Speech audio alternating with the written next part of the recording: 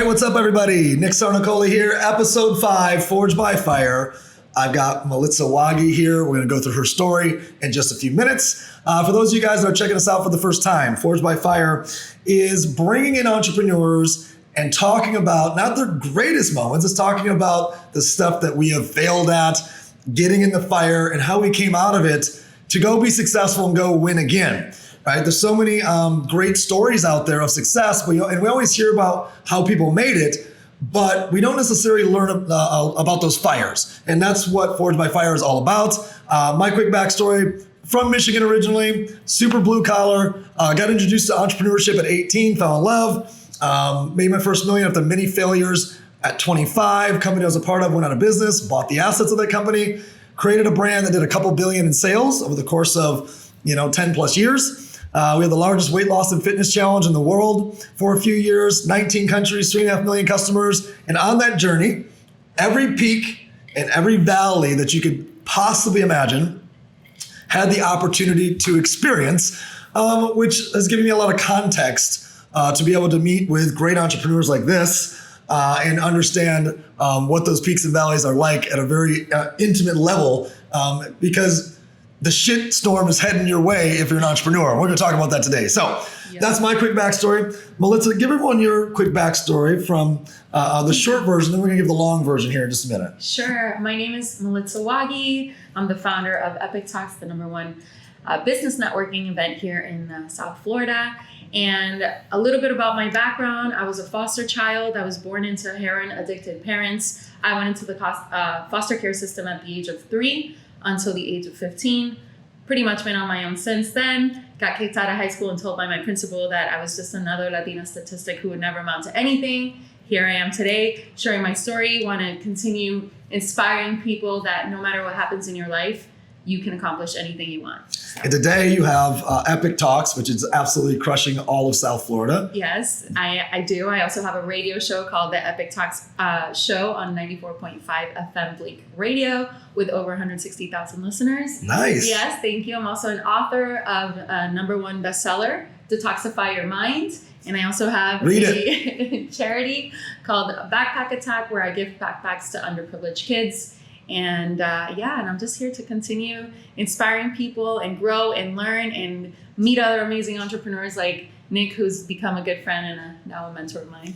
So you guys ready? Let's hear your story. Let's dig into this. So you obviously have an extremely unique upbringing for somebody at where you're at today, the level of growth, development, sales mastery that you have, ability to lead. So many people would have used how they grew up as an excuse to never push forward, and rightfully so, right? So tell us a little bit more about that journey as a kid. So for me, I always knew I was special for some reason. I don't know. I just had it in my mind, and obviously being in the foster care system, things were different and difficult. I felt abandoned. I didn't know why this was happening. Why would my parents choose drugs over me? Why would I did not receive the love from even my foster parents? I mean, I remember there was a moment that my foster mom, she was like, I don't love you the way I love my kids because I didn't have you. And I was 11 years old when she told me that. And that's something that just stayed forged in my mind. You know what I mean? And I was just like, if people can't love other people, that's never going to be me. That's why I love so hard and I give so much. And I don't want people to ever think that they're not worthy of greatness. They're not worthy of love. And I just remember that I wasn't going to allow my circumstances to make me a victim of my life. I'm going to become a victor because of this, and if I were to ask, or I've asked my older brother, my biological older brother, and my younger biological little sister, why did their life turn out the way it did? Because, we shared this earlier, she went to prison for 5 years. My brother's been in and out of jail as well. And they were like, because of how we grew up. Right. I had the same upbringing. Yeah. So for me, I just knew what I never wanted to be like. And I decided to take a completely different direction. And you were on your own, you said, by like 15. Yeah, 15. You had expressed that you had slept in a car, you were jumping from couch to couch. Like, tell us a little bit about that, as a teenager. Yeah, exactly. So I ended up moving back with my biological mother, and I didn't stay there very long. We had our differences, but I'm really good at building relationships and friendships. And for some people always just love me for some reason. You're still lovable. You're still lovable. So in high school, I befriended a few girls that were just amazing, and I would go to their house and get along with their mom and cook with them and clean and Yeah. and they would just take me in. I had like 4 different families just take me in for a little bit there, and I built amazing relationships with them. And literally, I got my own job. I got a couple of jobs, and I started saving money. I'm like, I'm gonna buy my first car. I remember taking the bus to high school, missing the stop because I would fall asleep on the bus, end up in Disney. So I would end up skipping school and going to Disney and have fun. Nothing wrong with that. And the crazy thing is that this was in Orlando, and I was like, how can I find a way to get in for free? Because I had already missed school. It was already like 8:00 in the morning. How can I get into Disney for free? I literally found the employee entrance, and I started seeing how employees go in, and they would just kind of show a card or not, or some of them just walk in together, and some of them didn't just show a card, just one. And I'm like, oh, I'm just gonna walk in with them. And I remember following them a couple times, like full employees, and I would just go and have fun. You're dead ass serious right now. I'm dead serious. So anyways, that's one of the reasons I got kicked out of high school, because I kept missing so much. But there is a story that I want to tell you how I got my first car. And I remember taking the bus all the time, missing school. I'm like, I need a car. So I had a bank account, opened a bank account at a federal credit union. And this lady took a liking to me, the Spanish lady. And she knew my story a little bit. And she really wanted to help me. So I asked her, I was like, how can I get a car? How can I get a loan? And she's like, do you have credit? I'm like, no. Do you have family that will co-sign? Hell no. Nope. Do you have friends that will co-sign? Nope. So, she was like, well, the only person that could approve you without anything is that guy over there. You see that door? Yes. Massive door. Yeah. It's open. That means he's in there. That's the president of the bank. And I was like, I need to go talk to him. She's like, yeah. I was like, come with me. She's like, nope. She's like, you got to do this on your own. I was like 17 years old, wow. I think. And I was like, oh, I was so nervous. And I walked, and he's sitting there, this white, tall man. He looked like the president, like a Donald Trump, you know? And he's sitting there, and I was like, he looks up, and he's like, can I help you? And I was like, can I talk to you really quick? And she's like, sure, sit down. I sit down, and I was shaking. He's like, so how can I help you? And I was like, well, I don't have family. I'm on my own. I've been taking the bus. I keep skipping school. I work. I'm a workaholic. I'll do whatever it takes. I just need a car. We spent like an hour talking about my story, and I guess I drew him in with my story, and he was like, go to CarMax, find yourself a car under $12,000, bring me the ticket, and I'm gonna write you a check. I take the bus, I go to CarMax. I'm looking at all the cars, and I remember looking at a Subaru, a Mazda, Toyota Corolla, because those were the only under 12, yeah. And then I was like, oh my God, they're so ugly. Which one of these ugly cars is going to be the best one? And I grew up in Puerto Rico. Toyota Corollas last forever. So I go to the salesperson. Every Uber driver is fucking same Toyota Corolla. Yeah, right? So then I tell the salespeople, I'm like, you got to hold this car, please. I'm going to bring you a check for the Federal Credit Union. And they were like, okay, go to the bank. He writes me a check for $12,000 something it was. My monthly payment was $134. Unbelievable. Yeah. Well, and your story I really enjoy because as a father of a daughter, it allows me to put things into context when I start hearing now about people's childhood. But before I had kids, hearing about their childhood, I could connect a little bit. I would compare it to mine. But now as a father, raising kids and having to think about, wow, what you've done, what you've accomplished, who you've become with, no real parenting, I don't know if they call it a stepmom, your foster mom, a foster mom who says, yeah, I'm not going to love you like the rest of the kid. Like, I mean, what kind of idiot says something like that, by the way?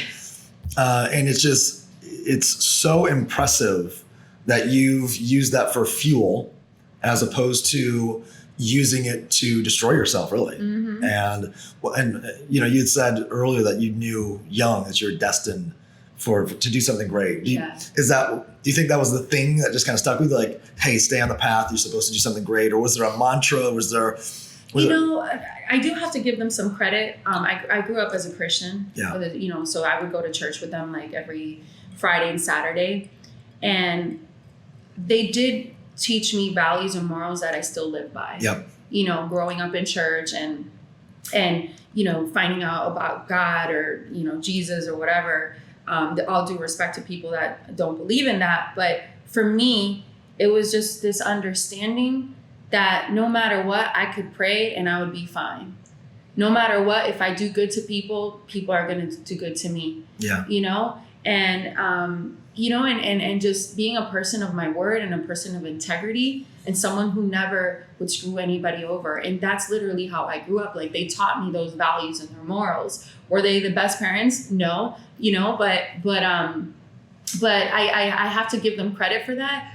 Because of that upbringing, I have the way I think about certain things, and I have a lot of respect for myself. What advice do you have somebody who's watching us right now? Mm-hmm. Maybe they're 25, maybe they're 45, and they had a really rough time as a kid, and for whatever reason, they can't get past that to go be who they're meant to be, or go chase a dream, because they keep going back to that place or those things. What advice would you have for them? The advice I have is there's always a blessing in the storm. And when you stop looking at it from a place of poor me, this happened to me, no, it happened for you. And that is what's going to set you free. And that's what's going to set you apart from everyone. And that's what's going to set your heart on fire. Your mess is your blessing. Your mess is your blessing. I can't say that enough. Because if I didn't go through the things that I went through as a child and even as adulthood, I wouldn't be who I am today. Yeah. For me, there's no shame in my story. There's victory in my story. Oh, yeah. You know what I mean? Like, I'm not ashamed of sharing where I come from. Yeah. I'm not ashamed of saying that I was broke, that I lived in a car, and that I had to ask people for help and for money sometimes. I'm not ashamed of that. It's created and it's giving me strength for me to use it as a tool to create greatness for others and let them know it doesn't matter what you're going through. You're going to overcome this. You're going to conquer this the moment you start looking at it as a blessing. Yeah. So off topic, but just popped in my head. Do you think those years where you had to influence people to support you, right? You had to become quick friends with people. Do you think that is why you're so good at sales today? Do you think there's a link between those two? Have you ever put that together? Well, people invest in people, right? And they invest in things that make them feel good and comfortable. Yeah. And that's what I've been able to create. I don't come off very salesy or pitchy. I really like tapping into people's hearts. Yeah. How can I support you? What do you need? What is it that you want? What is it that you need? And I enroll them in a conversation and I make it about them first. Yeah. And once I add value, and also once they start sharing with me, all of a sudden they feel comfortable. They're like, oh my God, I've never shared this much with somebody, right? I have that in the first 5 to 10 minutes. You get people to open up. I get people to open up. And honestly, I think it's been a gift. You know, some people are just born with certain things and they're good at certain things. And I think maybe some way throughout my journey, I learned that because I had to be that way, because I was a foster child and I was going into different homes and I didn't know where I was going to, and I had to enroll people into liking me and to like me feeling loved and stuff like that. So maybe that had to do with a little bit of that, but yeah. Let's jump into your business story. Yes. We're going to go, this is Forged by Fire, so we're going to go to the fire. Well, I had a chance to go through your story with you. So your passion, it would be 10 years ago, 15 years ago, 10 to 15 years ago, because it's 5 years. So 10 to 15 years ago, your passion was to create a niche social network for the beauty industry. Yes. Accurate recap? Yes, absolutely. So you were Tom of the beauty of MySpace. Like you were Tom. You were the first friend. Exactly. Okay. Yes. And you poured your heart and soul into it. It was what excited you about it? What was the thing that got you fired up about it? Tell us a little bit about what it was like to have a startup and trying to get the thing off the ground.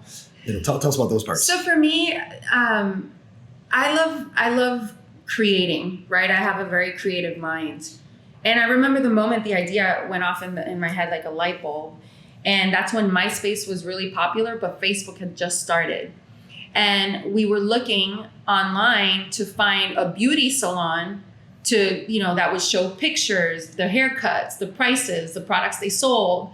And we couldn't find it. Yeah. So all of a sudden, ding, I'm like, oh my God, I'm going to create the Facebook for the beauty industry. Boom, let's find a programmer. Let's find somebody who's going to help us build the website, do the coding and all that stuff. And literally I ended up, because I wasn't business savvy, I started this when I was 24 years old.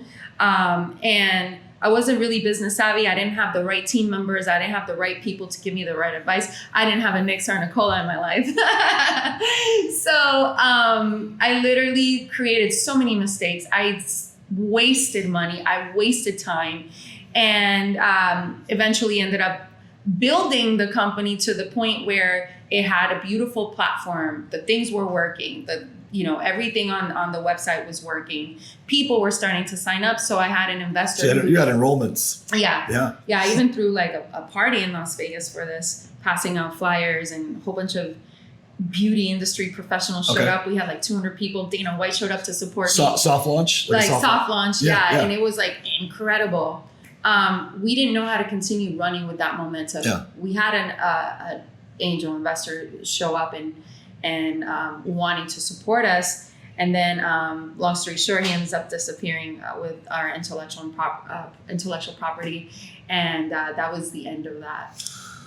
So you spend multiple years, not from the tech industry, figuring out how to build tech. Yeah. When there's only really at the time a couple social networks, not like there was a time after that where there was 100 that had popped up, right? It's like there's only a couple references. For those of you guys that really know social networks, there was Friendster. That's the OG one. There was Friendster, there was MySpace, and Facebook. I'm gonna dive into that. I'm gonna create one. Coders are not like they are today. IT is not like it is today. And you go in, you grind it, you figure it out. Yeah. We would spend hours with our developer in front of a computer, sometimes 8 hours, because if we weren't there, he wouldn't work. And we had already paid him a whole bunch of money. It was the most frustrating thing in the world. Oh my God. So what'd you learn from that? Oh my goodness. From just that one part right there. What'd you learn from that? Research the people you hire. Well done. You get it to a launch, you get the thing live, you get it going. You take some money from an angel investor who... Well, I didn't take any money yet. He was promising the money. Oh, he didn't... I never took the money. Never took a penny from him. He's like, we're going to switch this. We're going to do this, this, and this. I'm going to put $1 million into it. Okay. We were desperate. You know what I mean? Sure, because I had to put all my money in. I'm like early 20s and I'm like thirsty. Like, oh my God, if this doesn't work, we're done. That's actually an interesting question. Did you use all your personal resources? Yes. So you were all in. I was all in. Okay. Yeah. So you needed the revenue.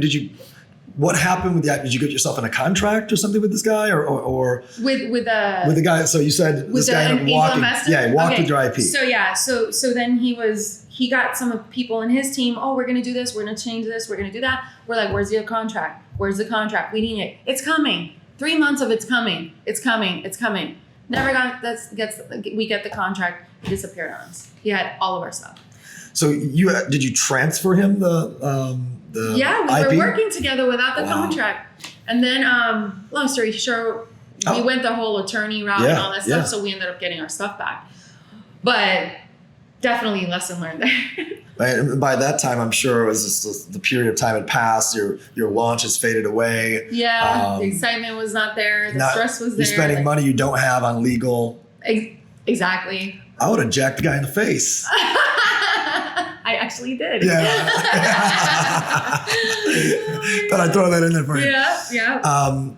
Now, to my understanding, the same year where you lose your baby, your company, right? And this technology you've been working on, you also go through, in your personal life, you go through divorce. Yes.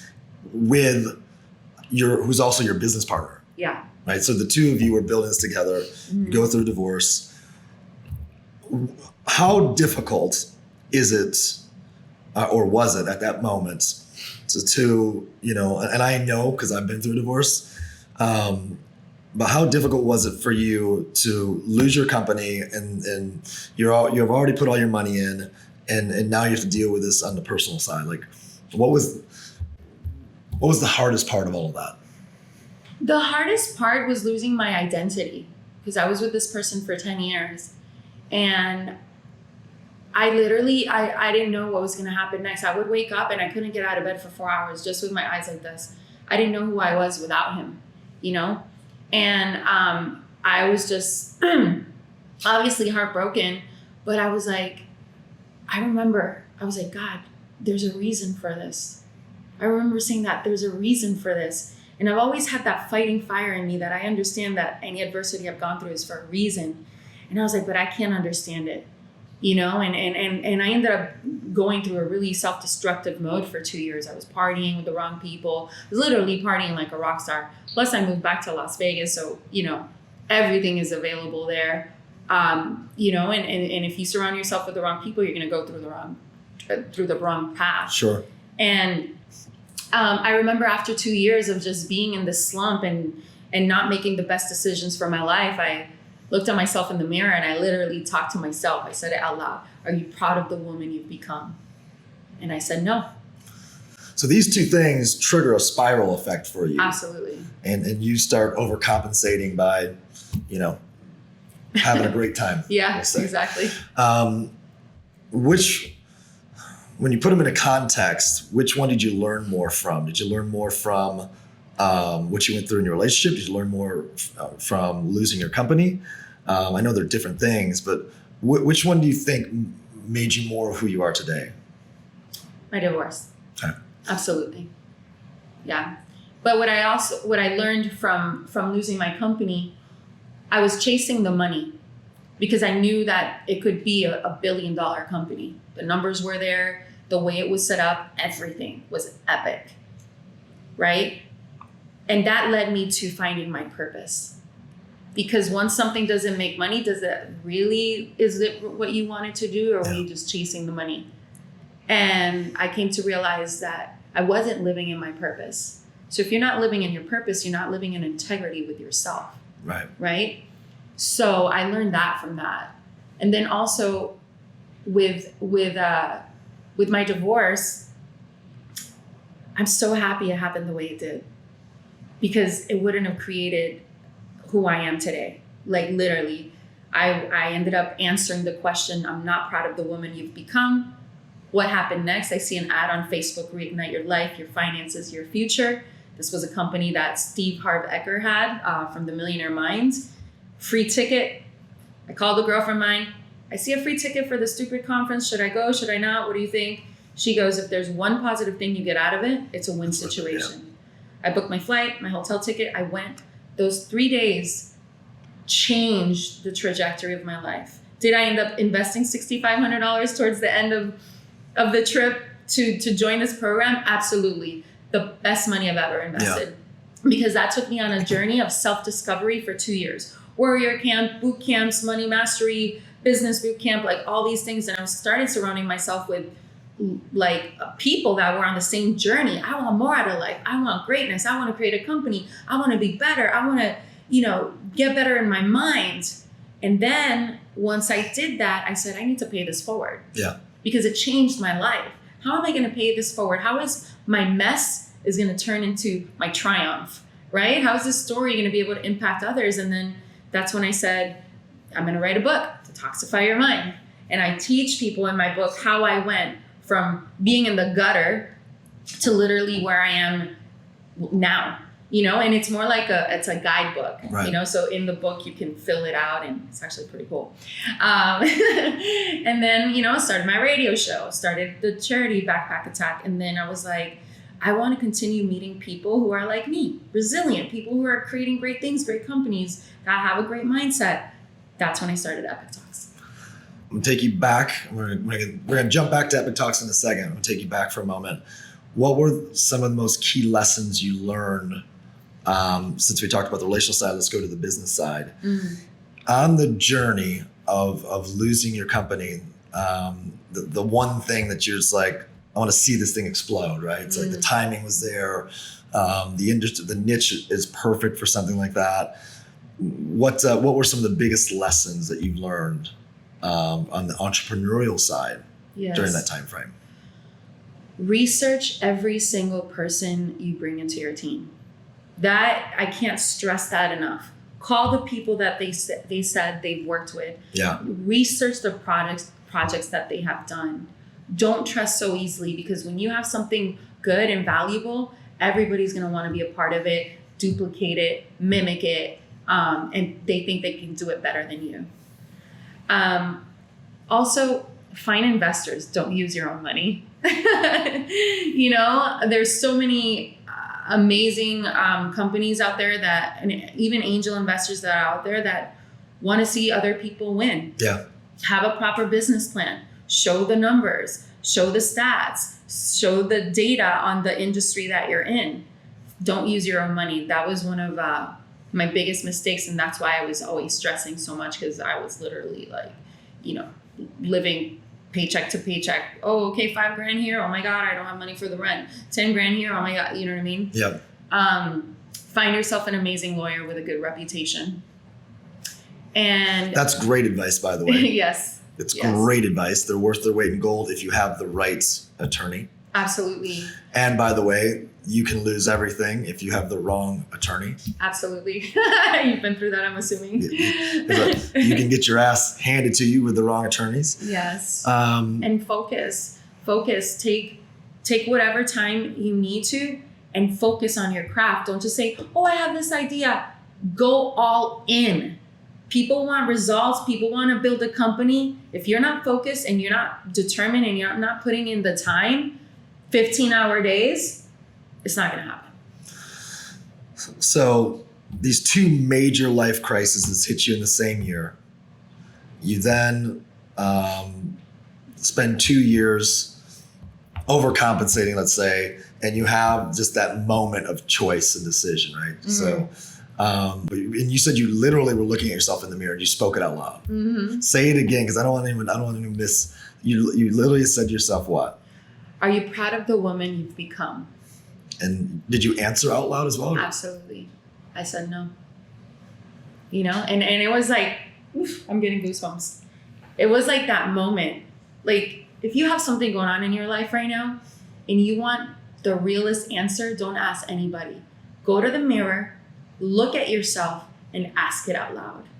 Is this business working for me? Is this relationship working for me? And when you're looking at yourself in the mirror, you're literally looking into your soul. And we always have the right answers. There's not a mirror over there, so I could see you were reliving that moment there, weren't you? Yeah. Well, congratulations. By the way, cheers. Cheers. You're our first woman on Forged by Fire. Many more to come, but first, forever being known as the first. So, you go on a path of great growth and development. You become top saleswoman in medical device, and fast forwarding to the end, you find your purpose in creating Epic Talks today, which is bringing together. You've had over 4,000 or 5,000 people now that have attended your events in South Florida. I've had a chance to attend them. High quality business owners, high quality solopreneurs and sales professionals. Super impressive. But that started with a decision, right? Tell me about the decision. You told me this before, but I want to hear it again. So I was walking over the bridge in Brickell. Yeah. That's right. Okay. And I remember I had been attending networking events, and I was leaving empty, nothing tangible. I didn't get anything great out of it. Just getting, people's numbers or calling me for dates or stuff like that. Just definitely not what I was looking for. And I remember I wanted to move to LA because I was like, you know what? over there you have a whole bunch of speakers, you have a whole bunch of authors, you know, the community is big, but something kept me here. And I said, I'm not finding what I want. I'm going to create it myself. So I was going to say that again. I'm not finding what I want, so I'm going to create it myself. So you couldn't find the community that you wanted, yes. the environment that you wanted, the circle that you wanted. Yeah. So instead of waiting for it to come to you, you decided to make it happen. Create it yourself. Right? You created it yourself. Yeah. And there's so much magic in what you just said. I don't want. Sometimes when you're in your flow, you don't recognize how magical like the points that you're making are, because for you it's just you're doing life. Yeah. Like I just couldn't find a great inner circle of badasses, and so I just fuck it, I make my own. Right. And to you that just was a very natural thing. But everyone else out there needs to know that you can't keep waiting around for shit to happen. Right. Mm-hmm. Go create it. So you created the community that you were trying to plug into. You went out there, pioneered, and created it. Yes. Tell us a little bit about Epic Talks. So anyways, let me finish the story really quick. Yeah, I'm sorry. How it first started. My bad. Just be over here and drink my vodka. So I was walking over the bridge, and the idea came in my mind. I reached out to a girlfriend of mine, Alicia Belchenko. She's a law professor at the University of Miami. And I said, Alicia, I have the best idea ever. She's like, what's up? She's like, I'm going to start my own event. Will you be a speaker? Because you're used to speaking to students. I've never spoken in my life on the stage. She's like, okay. She thought I was BSing her. I literally, from the day that the idea was planted, I took a picture of her, a picture of me. At the time, I called it Epic Life Masters. And then I went to Canva. I did my own little design, went to FedEx Kinko's, printed out 100 flyers, went all over downtown, all over Brickell, and in the buildings where I live. There's an event on Wednesday. Make sure you attend. 3 days later, I have my first event. 15 people showed up to my first event. So you made the decision 3 days later, you threw the event. Yeah. It didn't dawn on you to maybe give yourself a week to promote. No. So then... Rookie mistake. I went to Whole Foods. I got a couple of bottles of wine. I got some cheese and crackers. Set it up, and I waited. So 15 minutes, 3 days later, 15 people showed up. 8 of them were my friends. Yeah. So in reality, 7 people showed up. But I remember in that moment, you saw the picture the other day at Epic Talks. I remember sharing my story, and I even had an exercise for everybody. And as they're writing what their perfect day would look like, I said, this is what I'm meant to do for the rest of my life. So my second event had 120 people after I partnered up with a couple influencers in Miami. Yeah. And then Epic Talks is what it is today. Hell yeah. Yeah. And it went from free event to now, memberships and $147 ticket to get in. And it's been changing the community. It's changed my life. It's changing people's lives. We've had 2 of our Epic Talks Inner Circle members. One of them just made $380,000 because of the connections he's made at Epic Talks. One of them made $180,000 in the last 4 months since being a member. So yeah, let's keep on rolling. You're bringing people together. They're winning. They're falling in love. I met some couples from there. Yeah. They're making money. I'm going to go off track for a second because I know it's something that is very meaningful to you. Tell me about Backpack Attack. Backpack Attack is a little charity that I started where I gift backpacks to little kids, underprivileged kids. It first started with the homeless people. But I started finding schools and orphanages where I take these backpacks, I fill them up with school supplies, toothpaste, some food, and I bless these little kids' lives. Why? I do it for selfish reasons. It fulfills my heart, and when you see these, have you seen a video of Backpack Attack before? See these little kids just running up and just like, and they're just like so happy, and it fulfills my heart because I was at once that little child, that sometimes was lacking that love and joy. And when I see these kids and the happiness that this little backpack of $30 brings into their life, it just, it makes me feel that I'm walking in my purpose. Yeah. Staying in that topic, what advice do you give to anybody out there from, whether or not they should create the time for social impacts and charity work? And when you make the decision to be of impact and to be of service like something like backpack attack or going to a hospital and visiting kids that have cancer or kids that are dying, right? You forget about your problems. So when you think about your problems and you're finding yourself in a dark place, pick up the phone, go out there and find somebody that has it worse than you. It changes your entire perspective on your life.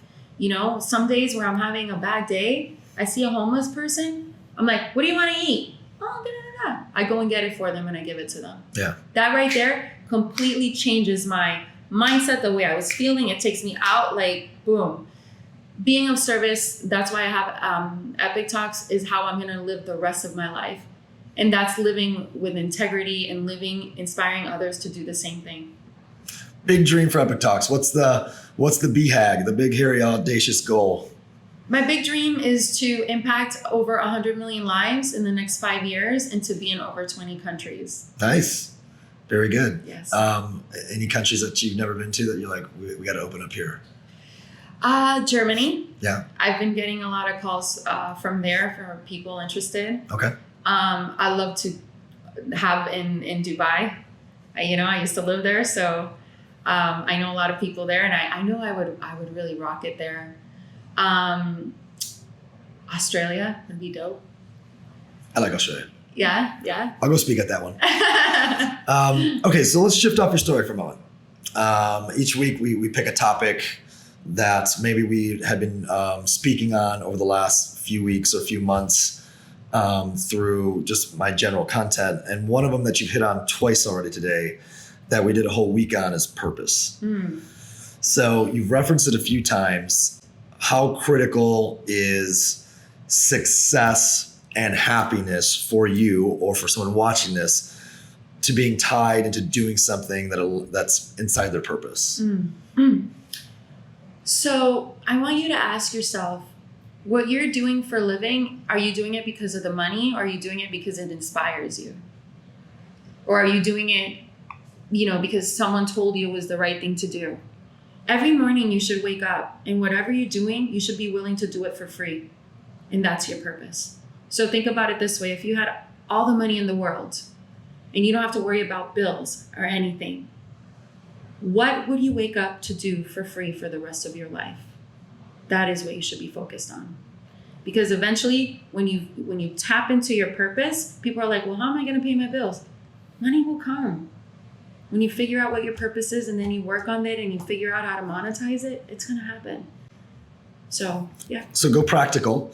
A couple tips for somebody that wants to try to figure out how to get into their purpose.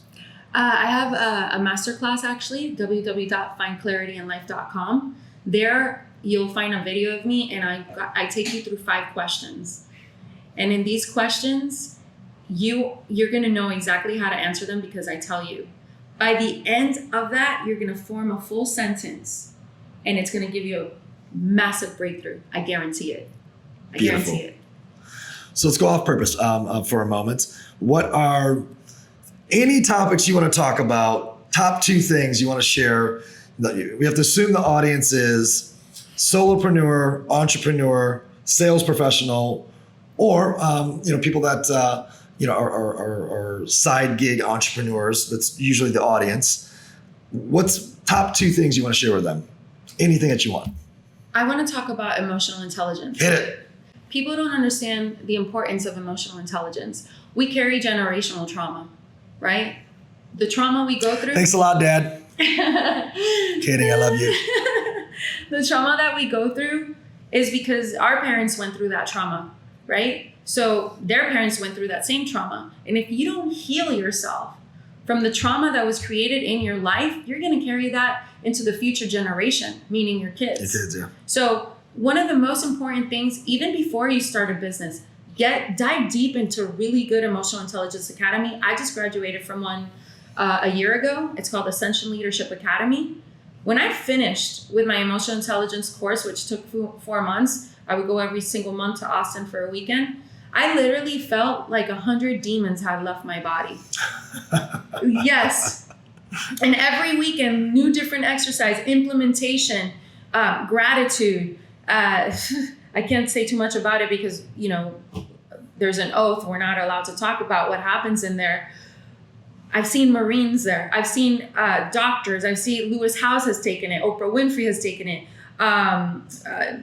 Natalie Jill, even one of the Kardashian sisters. The experience and the stuff that they teach you, you're like, this just keeps getting better and better and better. I didn't know that I could release this. Yeah. I didn't know that this past trauma was still stuck in there, and it was attracting certain behaviors I was doing. Right? You know when the triggers are coming. You know how to get rid of the trigger. You know how to get yourself back in 1 second. Right?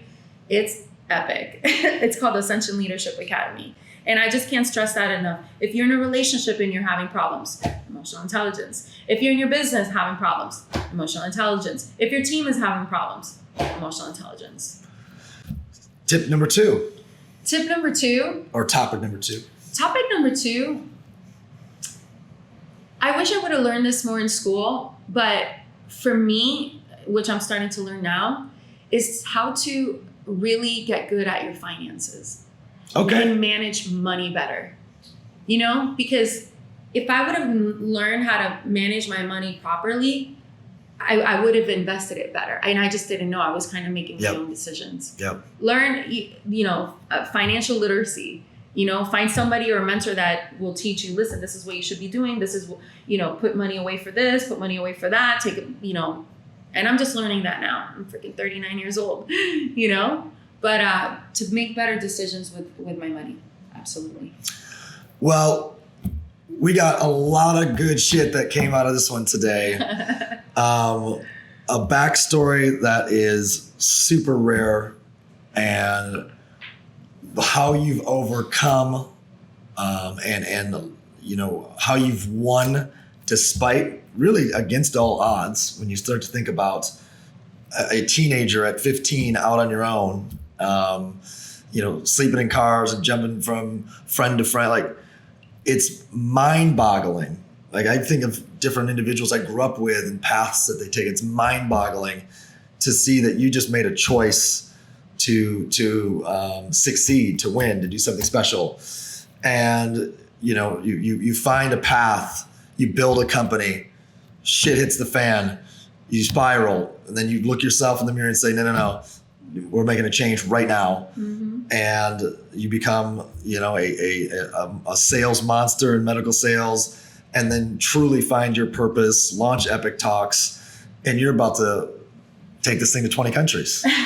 Amen to that. Amen Absolutely. to that. So where can they find you? Melitsa.com, Melitsa Waage on Instagram. Wait, you own Melitsa.com? Yeah. It's just MEL? ITSA.com. Did you have to buy that from somebody? No. It wasn't taken? Nope. What? I want Nick.com. All right, sorry to interrupt you. I was surprised. I didn't think it was the right domain. Okay, Melitsa.com. Okay. Melitsa.com, epictalks.com if you're ever in Miami interested coming to one of our events, and hopefully we'll be near you in a new city or in a new country. Also Instagram, Epic Talks Miami, and then Melitsa Waage, Waage is how you spell my last name. And if you would like to connect with me via email, melitsa@epictalks.com. Hell yes, guys. That's episode 5. Melitsa rocked it today. I'm going to wrap up by just simply saying this. If you were moved by something, share. Share this with anybody that you can find. Connect. My personal foundation or charity is thenextgen.org. NextGen teaches youth entrepreneurship. We got business plan contests. We've got Muskegon Community College that's just launched its 5x5. It's coming out this fall. We've done locally here in Miami partnerships with Little Lighthouse Foundation. So my passion through that is teaching youth entrepreneurship. So if you love what you heard today, go there, make a donation, thenextgen.org, and help us teach youth entrepreneurship all around the country, and actually soon all around the world. That's a wrap. Episode 5. Thank you again. High five. Thank you. Bye, everybody.